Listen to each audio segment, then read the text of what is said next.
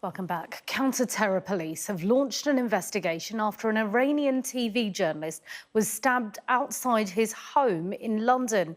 Pouria Zeraati, who works for Iran International, is in a stable condition tonight. Well, joining me now is journalist Sahar Zand, who used to work with Pouria Zeraati. And Sahar, you know Pouria. Were you aware of threats to him because of his journalism?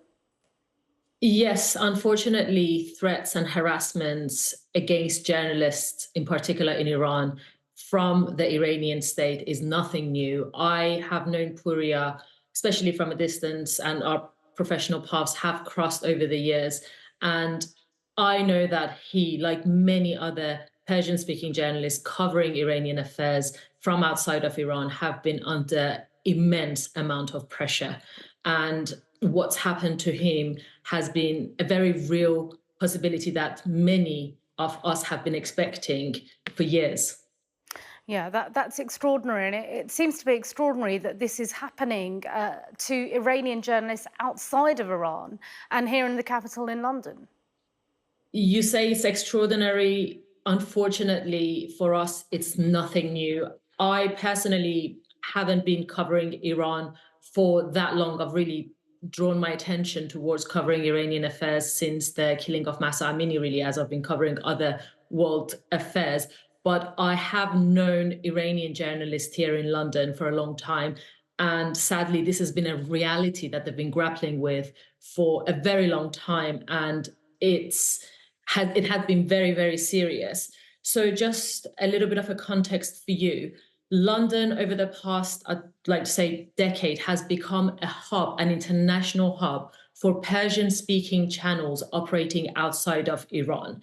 Now, this includes in Iran International, which is where Pouria is from, Manoto TV, which is where Pouria used to work, and BBC Persian, amongst a few other smaller ones.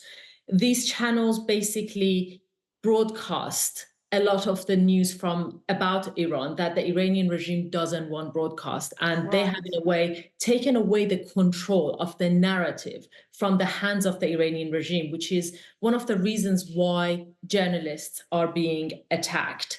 Now, in terms of Iran not being happy with the role that these channels are playing, journalists for years have been attacked. And this began with BBC Persian, which is probably the longest running channel. BBC Persian staff have been harassed for years and in form of their social media. And Sahar, you also have had threats. Yeah. Do you mind telling us what kind of form that comes in and how? Yes, I must say that what I have been through is nowhere as bad as what many of my colleagues have been through.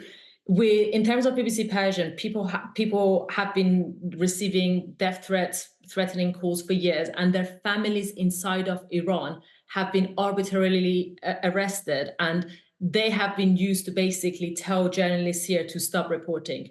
I did a TED talk about the killing of Mahsa Amini and the women-led protests inside of Iran, the Women Life Freedom protests, and I did quite a lot of reporting, including for Sky News. And since then, I was targeted on social media quite aggressively. I even received phone calls on withheld numbers. And when I answered them, that it was just random people speaking in Farsi telling me, Miss Zand, you've been very outspoken. We'd like to warn you to stop doing what you're doing. We know where you live. We know where your family lived. And they were roughly able to actually say where I live in London.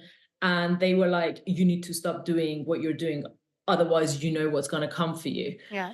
I'm afraid we've run out of time, but of course it must be extraordinarily difficult even for journalists inside Iran. Sahar Zand, thanks very much indeed. Thank you.